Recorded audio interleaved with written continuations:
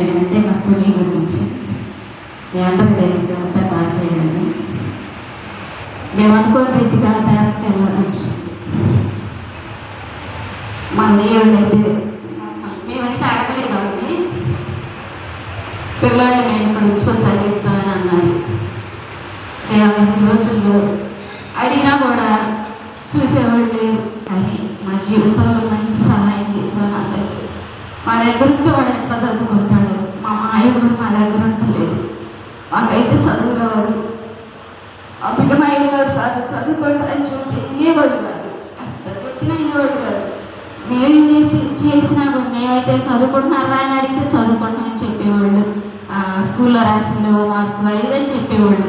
ఇంక మేము అంతకంటే ఏం చేస్తాం, సర్లేదేవా అని చెప్తాం, ఏదైనా నువ్వే చేయాలని మేము ప్రార్థన చేసుకుంటా ఉండేదాన్ని.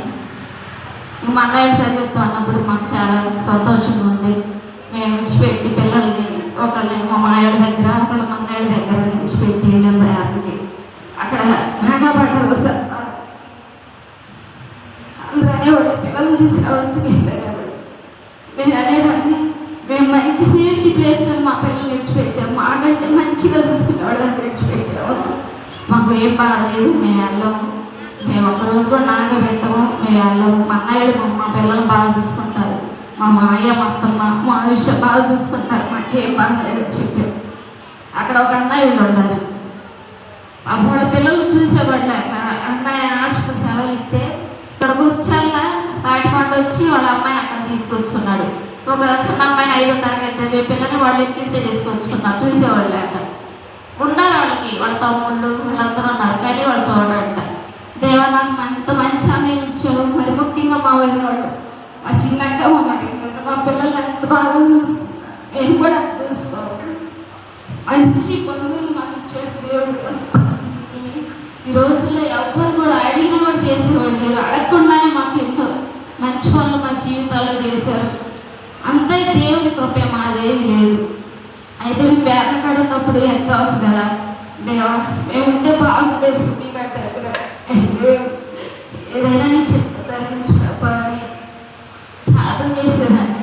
ప్రతిరోజు మా అన్నయ్య చేసేదాన్ని, అన్నయ్య వాడికి తెలియదు అన్నయ్య, అడిగినా అడగకపోయినా నువ్వు మట్టికి వాడిని పిలిచి ప్రార్థన చేసి పంపి అన్నయ్య ఆయన అని అడిగేదాన్ని. వాడికి కూడా చెప్పేదాన్ని, అయ్యా రోజు ప్రార్థన చేసి ఒక్క ముక్క దేవా ఈ రోజు నాకు మంచి జ్ఞాపశక్తిని తెచ్చే ప్రభా, నేను రాస్తున్న ఎగ్జామ్లో ప్రతి ఆన్సర్ ప్రశ్న నాకు గుర్తుండేది ఒక్క మాట చేసుకుంటాను. నేను ఫోన్ చేసి చెప్పాను, చేసుకుంటున్నారా వాడు చేసేవాడు నాకేం తెలియదు, చేయకుండేవాడు. దేవుడు నా ప్రార్థన మళ్ళీ మీ సంఘం అంతా మా బిడ్డకు ప్రార్థించారు. అదే ఉపవాస ప్రార్థనలో ప్రార్థన చెప్పాం, నువ్వు చెప్పే పనిలో మేము చేయబెడుతున్నాం, అందరూ చేస్తున్నారని చెప్పేవాడు. మా అమ్మని అడిగేదాన్ని, స్వయం కూడా అడిగేదాన్ని, అబ్బాయి కోసం ప్రార్థన ఏమీ లేదు. దేవుని అడిగితే ఆయన ఏదైనా చేయగలరు, ఆయనకి అసాధ్యం లేదు లేదని నా నమ్మకం. అయితే నా దేవుడు నా పట్ల గొప్ప కార్యం చేశాడు. నేనైతే అనుకున్నాను, మా వాసుగాడు బాగా చదువుకున్నాడు, మా అన్నయ్య చదువుతున్నాడు, మా అబ్బాయి మరి ఏం చేస్తాడు అని బాధగా ఉండేది. అంటే ఇద్దరికి చదువుకునేవాడు కాదు, సరే ఇట్లాగే చదివేవాడుగా, స్కూల్లో చదివేవాడు. దేవా మా అన్నయ్య దగ్గర ఉంటాడు, మా అబ్బాయి బాగా చదువుతారు ప్రభా, పలానా వాళ్ళ మేనల్ని తప్పితే మా అన్నయ్య ఎక్కడ ఉండదు, వాడు పాస్ అవ్వాలి, మా అన్నయ్యని మంచి స్థితిలో వాడు ఉంచాలి.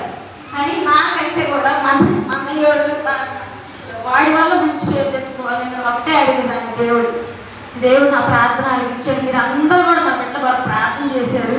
అయితే మా సేవ ఉన్నాడు, ప్రార్థనలు రమ్మంటే రాదు, వస్తాలే బాగుంటారు. చిన్నప్పటి నుంచి కూడా నేను చిన్నప్పుడు అయితే తీసుకెళ్తాను పెద్ద పట్టించుకునేదాన్ని కాదు. ఈయన రాడు కదా, ఏముందరే పోనేవాడు. అదే అలవాటు అయ్యే వాళ్ళకి ఇప్పుడు నేను చెబుతుంటే ఎట్టలా నేను అనుకుంటా, నేను వెళ్ళి దాని పాటలు పాడికి వాడు పిల్లల మాట ఎప్పుడు వాడు ప్రార్థనకు అనుకుంటారని జనం. దేవా నా ప్రార్థన అలిపించి నా బిడ్డల్ని సన్నిధికి నడిపించాయి అనుకునేదాన్ని. మొన్న కోటాలు జరిగినప్పుడు నేను లేను, నాకు పాటలు పాడడం చాలా ఇష్టం. అన్నయ్య అన్న నువ్వు లేవు కదా అమ్మాయి అన్నాడు. అనుకోకుండా నేను తెల్లవారుజాము లేచి అంటే పొద్దున్నే లేవాలి కదా, లైవ్ పెట్టుకున్నా, నాకు తీరినప్పుడు పెట్టుకొని ఎట్టా ఉండేదాన్ని. పెట్టి నేను బయట పనులు చేసుకుంటున్నాను.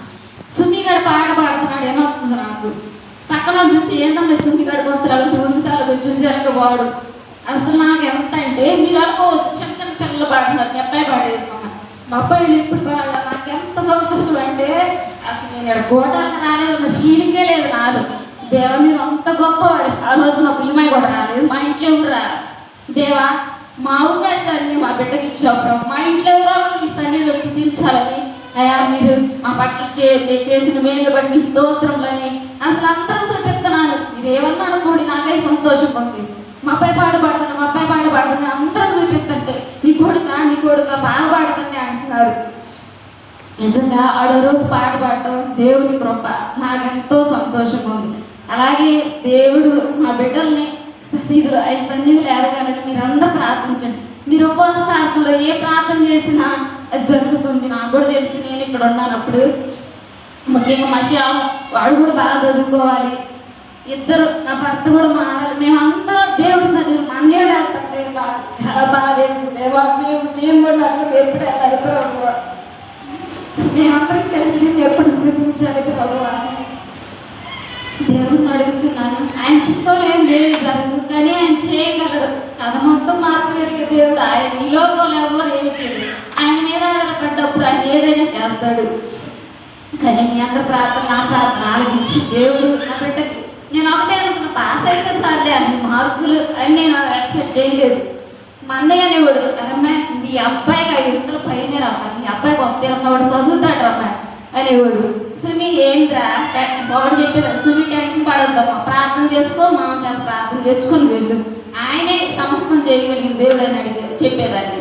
అప్పుడు నాకు భయం లేదావా, నాకు టెన్షన్ లేదా, మళ్ళీ ఏమన్నంటే ఏమన్నా ఇది అవుతాడని భయం పుట్టేది. కానీ అక్కడ ఉన్నాను కదా, రోజు ప్రార్థన చేసుకునేవాడు. నాకు వచ్చినోడు కొమ్మని దేవాన్ని చిత్తమే జరిగించాడు. కానీ దేవుడు మా జీవితంలో గొప్ప కార్యం చేశాడు. మీ ప్రార్థన అందరూ ఆలకించి మంచి మార్కులు నా బిడ్డకు దయచేశాడు. ఇంకా వాడు ఇంటర్కి వెళ్ళాలి, ఏ కాలేజీ వెళ్ళాలో దేవుడు చెప్తాం. నేనైతే ఒకటి అనుకున్నాను, ఎక్కడ ఉన్నప్పుడు ఎక్కడుంటే బాగుండేది కదా, మన్నీయుడు చర్చికి వెళ్తాను, మన్నీ ఏదో చదువుతూ ఉంటాడు కదా, మన్నీయుడు పిల్లలు వాడు కూడా చర్చిలో ఉంటాడు, పరిచయం చేస్తాడు. దేవుడు ఈ రీతిగా నా బిడ్డ దేవుడు ఎదుగుతాడని నా ఆశ. మరి ఇక్కడ చేస్తే బాగుంటుంది అనుకుంటున్నాను. ఎందుకంటే వాడు ప్రార్థనకు రావాలి, అవకాశం ఉన్నప్పుడు పరిచయం కూడా చేస్తాడని. మీరందరూ ప్రార్థన చేయడం మంచి కాలేజీలో వాడు చేరాలని. శ్యాము కూడా వచ్చి సంవత్సరం 10వ తరగతి. మీ అందరి ప్రార్థనలో గుర్తుంచుకోండి.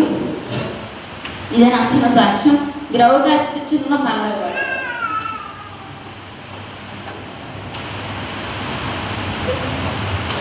ప్రేమించే తండ్రి ఏమో